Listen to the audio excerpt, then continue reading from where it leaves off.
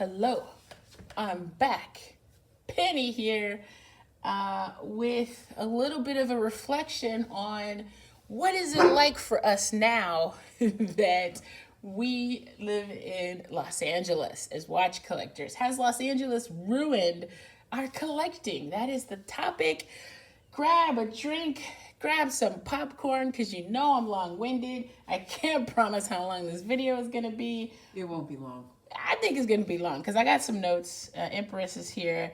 The dogs are going to be barking. Just prepare yourselves. There's a whole bunch of And, crows. okay, see, we are already off track. We're already off track talking about birds. Okay, so here's the deal, guys. Do we still love watches? Are we still collectors? Why don't I make videos anymore? I mean, really, like a lot of people, I think that for me, making videos was very much a pandemic thing. I'm gonna just be honest about that. You're stir crazy. I picked up a couple of new hobbies during the pandemic. Watches is not one of them, however, because I was already collecting watches by the time I started making watch videos for YouTube. So I think to an extent, having life resume and then life also change for us, that kind of explains to me why I don't make videos as much, and also why I don't consume as much watch content, though I still do consume some of it. So I just want to get that out of the way, is that I was a hobbyist into watches prior to the pandemic, but the whole YouTube video thing, I think that is pretty new, and started during the pandemic, being homebound, nut stir crazy, little freaked out, having that crazy, intense, and beautiful watch community out there. It really was a time and a place for making videos. But now, one of the things that I think our new life in Los Angeles has changed is my desire to produce content. Just because, again, like I said, we have a lot of things going on, and this particular side of it is not a natural fit for me, making the videos. I love talking about watches. I love researching them, but I don't necessarily love the video side of it as much. And I do believe it was intensifying my collecting style or habits. So being in LA hasn't really made me like watches any less, but it certainly has changed my relationship to the watches. So Empress, for you, I mean, have you noticed anything about how we're approaching the hobby here? Well, we are just loving what we currently have, keeping it safe and respecting it, and keeping ourselves safe with what we wear and where we wear it. Yeah. Because LA is LA. It's not like where we used to live. Yeah, So, yeah. I mean, I think that the safety thing is a concern. And because we're new, we also don't know the city well enough to know where we're totally safe and where we're not. Like, you have to get familiar enough with the context and an environment to get a vibe for that. And there really are just too many incidents of people getting their watches stolen or being tracked or followed home and all of that. There's just a lot of that in general in cities, but in LA, even of late, there have been a number of incidents like that. So we're cautious in that sense. And again, I think not knowing where is the safest place to wear it, we have to sort of figure that out. I think at work, I feel fine, but not necessarily the to and from and everything in between. If I'm going to run errands, or if I'm happy to just be out walking to my car in a certain area and I have a nice watch on, I'm going to be a little more conscious of it, especially if I have on short sleeves and the weather's nice. I mean, one of the reasons we wanted to move here, or I wanted to move here, is the fact that you can have year-round good weather.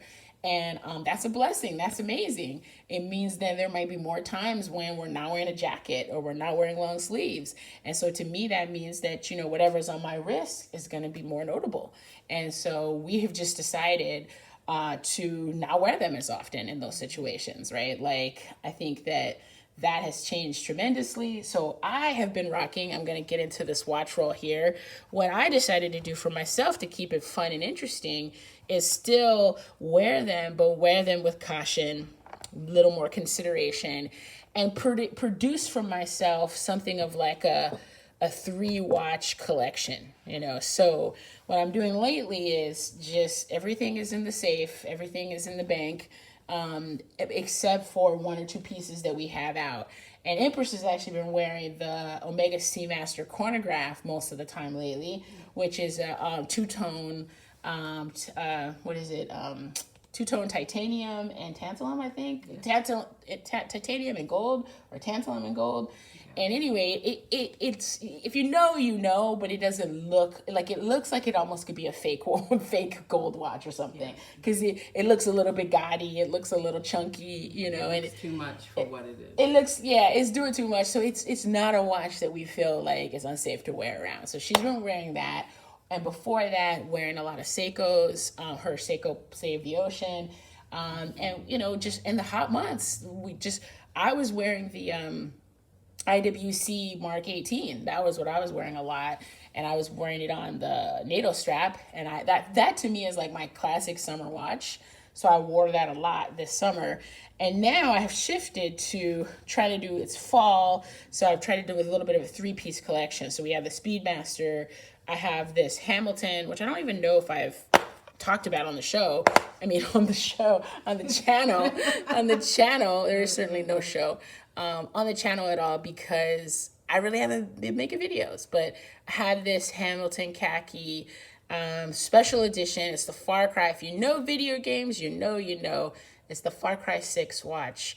And this is actually related in a way to like why we're in LA. And so in the first place, in a roundabout way, right? So for us, for me, I wanted to have it for that reason. It's a nod to, if you remember, my channel used to be called Black Woman Gamer, and so having a watch that is related to games is kind of cool for me. And it has the 6 has a hash. It has a, let me see if I'm in the frame there. It's indicating Far Cry 6 with that hash there, and with the red seconds hand for La Revolution. And so it's a really affordable, low-key thing, and I've been wearing that. So that's one of my 3-piece collection. And then I also have on a rubber B, we have the all black GMT, the LN. And actually, I had it on a rubber B that was all black before, but I had always wondered, would this green second hands what would that look like with the green stripe down the middle rubber here, down I want to say the bracelet, but it's like a strap. So down the strap, what would this green stripe plus the green hand look like? And I kind of have to say I liked it better on the all black. It was kind of more severe, kind of more sporty, more just, I think it looked cooler with all black. But the problem was it was the wrong size rubber B strap, so it didn't quite fit and wasn't flush against the case. I had gotten the wrong one. So now this is the proper size, and I got it with the stripe. So I've been wearing this, but very minimally, right? Like, it's still really warm. I'm wearing short sleeves today. I wouldn't, be wearing this in most certain circumstances unless I know, that I'm in an environment where it's going to be fine and I don't feel self-conscious about it or whatever. But I also do think that on the rubber strap and on this particular strap, maybe it's a little downplayed. I don't know. So I've been doing that, rotating that. And then the third one in the rotation is the Speedy, Empress's Speedy on a NATO strap. We actually need to get some more links for the bracelet because this is a Neo Vantage one. And it has the pin and the pin bracelet, the bracelet with the pins in it. And I need a few more links if I'm going to wear it. So I've been wearing it on a NATO strap, and that has been working pretty well. And I actually feel most circumstances I'm okay wearing this. Although I did have a moment where someone recognized this and it was incredibly uncomfortable. Maybe I'll make a video about it. and nothing dangerous, but it was weird, kind of very awkward moment. And not my usual, good awkward, no, just ooh, dude, I'm not going to wear this around you anymore, kind of moments. But anyway, this is the 3-watch collection, and I like to try to wear a watch for a long time anyway. So for now, I'm trying to trick myself into believing that we just had these three watches, and or at least I just have them at my disposal, and I can't wear anything else. And so depending on the circumstance, I will wear one of these three. And in those small moments of pleasure where I'm not doing much, or I know I'm going to a location where it's fine, I'll wear the GMT. And then, maybe in another month or two, I'll go and get another centerpiece watch that's kind of special, and then fill it out with two other watches where I feel like I have more flexibility. So that's kind of my style right now with the watches, and it's fun because we got too many watches anyway, and it does feel like fresh to rediscover ones that you haven't worn in a while. They're put away. And then pull them out and make it a small, modest collection, which I think is telling me that that's what I would prefer. Be obsessive about the hobby still, but have a really tight, defined collection. I think that's probably what I want to do, but I don't really want to get rid of any other watches at this moment because I do like all of them that we have remaining. So the main thing is that the rotation style has changed, when we wear them, how often we wear the really nice, like expensive pieces. All of that has changed. And also being in an acquisition mindset all of the time, that is totally gone. Because for us, we have all these other priorities. We just bought a new house. Hooray! We love it. I'm loving it more and more. It's only been a couple months, but we are near the beach, guys. And it's a blessing. Like I am overjoyed that we're able to be in this situation. And, but I've always said we're also really middle class, I don't think of us as in the wealthy class, although, other people would differ. It's all relative. Other people's opinions will differ. It's all relative. But for us, it means our priorities financially have to shift. And so the disposable income, always being on the hunt, being like, line me up for that next AP, 30,000, 40,000, no problem. That is not where we are operating any longer. And so we've had to recalibrate in that sense. Right now, shifting more of our resources to real estate, to this big, beautiful and great house that we have, and doing renovations, and there's always projects and stuff. And so just rebalancing our own personal situation financially means that we're not in that mindset anyway. Even if we could wear the watches all the time freely and safely and be la la la and carefree and explore them and go to some of these watch events and stuff, like I'm honestly not all about being in high profile situations with this right now. Like I will go to watch events and to meetups and stuff, but I'm not going to wear our best pieces. I'm just, because again, people are watching these groups. They're out there.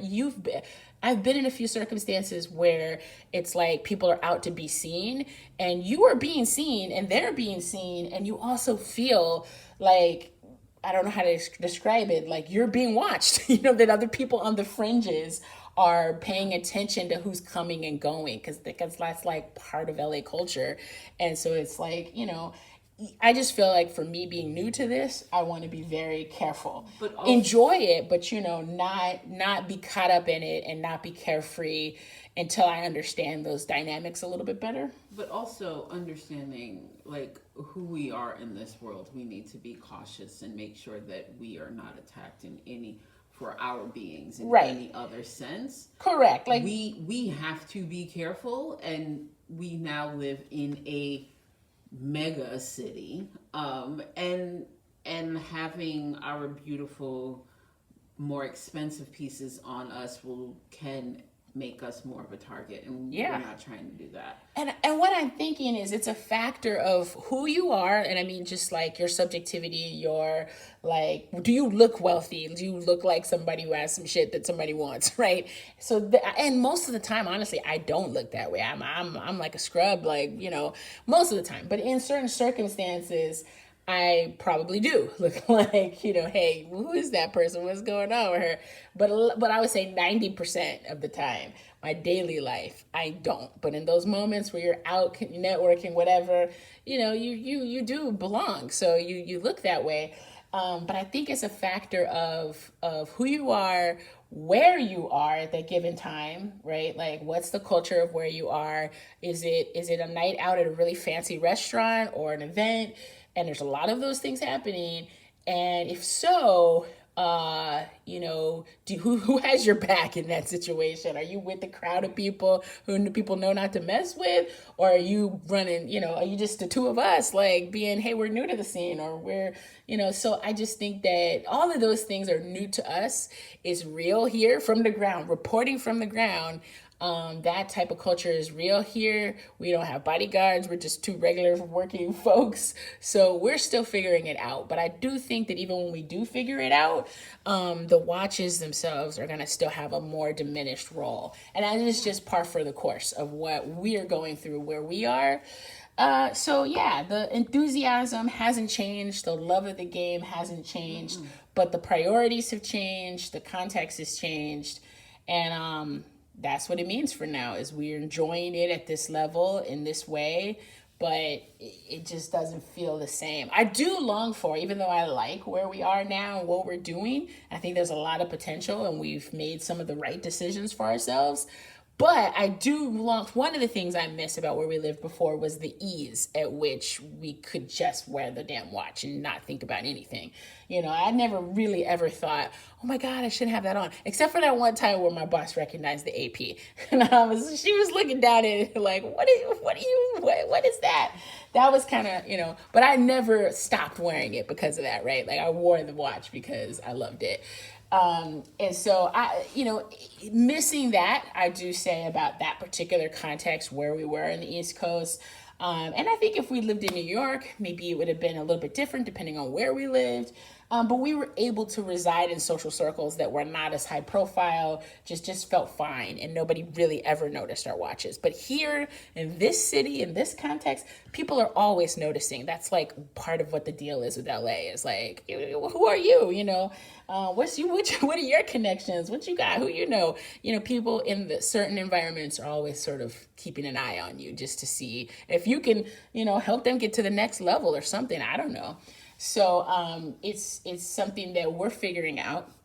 But yeah, we're still collectors at heart. I think that that's good in a way that we're not in acquisition mode, just because it does make me feel a little less crazy about the hobby. Because I do have in my head what I want next. That never goes away. In fact, Austin Daniels may make a video for me sometime soon, and we'll talk about what am I doing next, because that is going to happen. However, it's not like every day I'm thinking about it. I'm thinking about it. I have a vision. I still have a little goal, vision board or targets of what makes the final pieces in this collection. But I'm not thinking about it as obsessively as I was. So maybe that's also a good thing, right? Being out of acquisition phase. So, and I do think it's healthy for us. We're just focusing on so many other things, like the house and renovation projects and future projects and our jobs and driving back and forth, driving all over the city all the time. That's like 80% of your life, So we're adjusting that, and those are healthy things for us to focus on right now than the collecting game. So that's our update. That's what we think. I'm enjoying this 3-piece collection. Maybe that's what I'll do every now and then. I'll say, here's my current 3-piece collection, right? Like trying to trick myself psychologically into thinking I only have these watches. I have to make the most out of them. And it really works. Like I'm really enjoying it. I'm really enjoying, which one am I going to pop on today? Because any circumstance will kind of work, right? I can always put the Speedy on a leather strap if I'm doing something a little nicer. And the GMT on this especially is like so... it almost looks like a toy, right? It almost looks not real because it's on this piece of plastic, piece of rubber, and, with the color stripes. So it almost looks like, I think it looks a little goofy like this. But I'm enjoying the variety, let's say. I'm enjoying the variety, and I'm definitely surprised by how much I ended up liking this particular Hamilton. Well, that's all for now. Thank you for listening. We're still here. We still watch occasionally. I still catch up on some of the content, and I'll chime in on some of the live streams every now and then. But yeah, that's it. Thanks for watching.